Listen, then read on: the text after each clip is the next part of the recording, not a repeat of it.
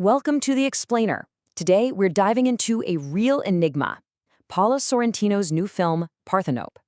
It's a movie so beautiful and yet so controversial that it has basically started a war between critics. So let's break down why. So when Parthenope premiered at the Cannes Film Festival, the reaction wasn't just mixed. It was explosive. On one side, you had critics calling it a total visual masterpiece, a sumptuous feast for the senses. But on the other side, they were calling it problematic, vapid, and narratively weak. You see, there was just no middle ground, which is pretty rare for a film at this level. And hey, don't just take my word for it. The numbers tell the exact same story.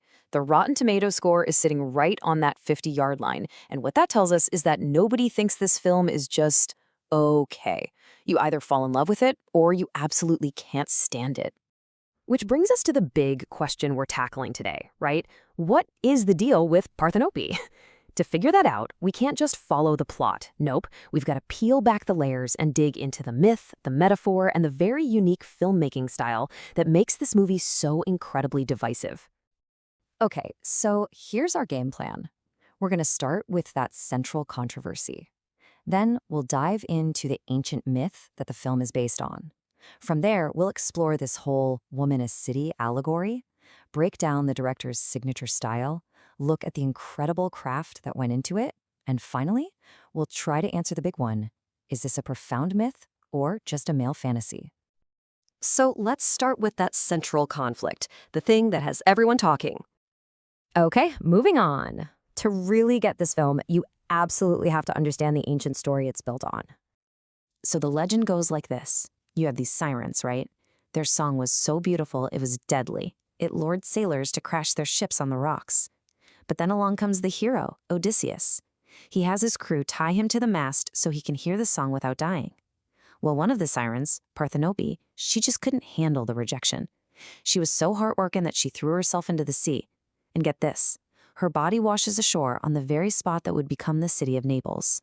So from its birth, the city is forever linked to this idea of beauty, desire, and tragedy. And this isn't just some random fairy tale, It's part of a huge historical context. This whole area of southern Italy was known as Magna Graecia, or Great Greece. It was a massive hub for Greek culture. So this story is really baked into the DNA of the region. Now here's where Sorrentino does something really clever. He takes this ancient myth and bam! He makes it the central metaphor for his entire film.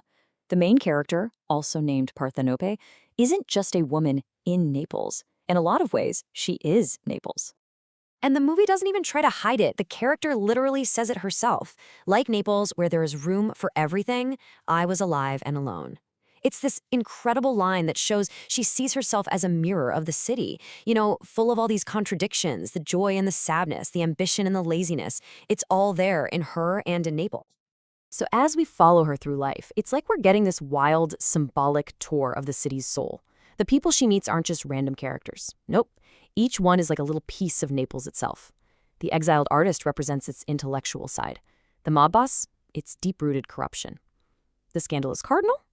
Well, that's Naples' very complicated relationship with faith.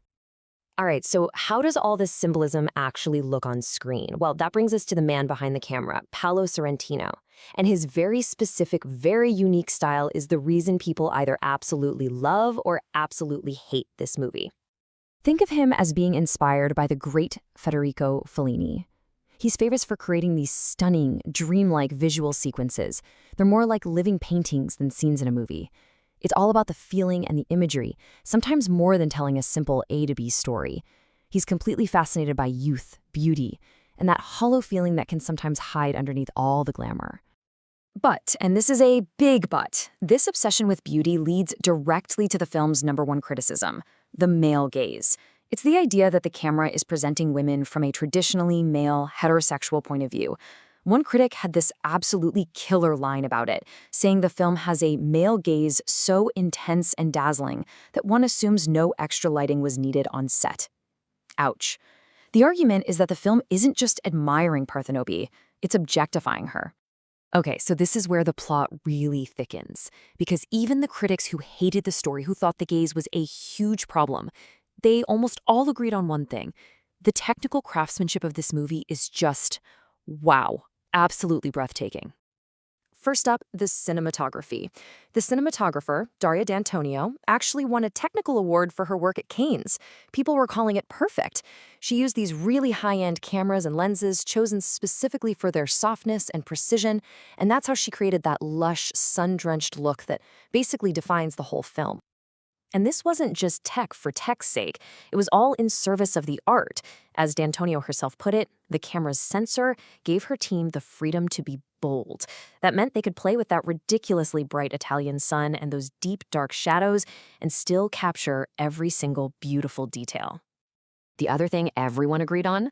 The incredible debut performance by the lead actress, Celeste Della Porta. I mean, can you believe this was her first feature film? She had this monumental task of embodying this enigmatic character, and she just nailed it. Critics called her radiant and mesmerizing, the anchor that holds the whole beautiful, chaotic film together. And you know what's really cool? She said that Sorrentino's biggest piece of advice to her on set was simply to feel free. Just think about that. Her character is on this lifelong quest for freedom, and the director is telling the actress to find that exact same feeling in her performance. It's just a perfect parallel, and it's probably why it feels so authentic. All right, so we've looked at the myth, the style, the controversy, the unbelievable craft, and where does that leave us? Well, it leaves us with two completely different, competing ways to see this film. It really all boils down to one question. What is this movie actually trying to be? So which is it? Is it a profound modern myth about beauty incarnate, something striking, seductive, and always just out of reach? Or is it just the incarnation of a shameless male fantasy? Absolutely beautiful on the surface, but maybe a little hollow underneath. Sorrentino definitely does not hand you an easy answer. In fact, it feels like the movie itself is asking us the question, can transcendent beauty be its own justification? Is a work of art that looks this stunning a masterpiece, regardless of its other flaws? In the end, that's the real enigma of Parthenope, and it's a question you kind of have to answer for yourself.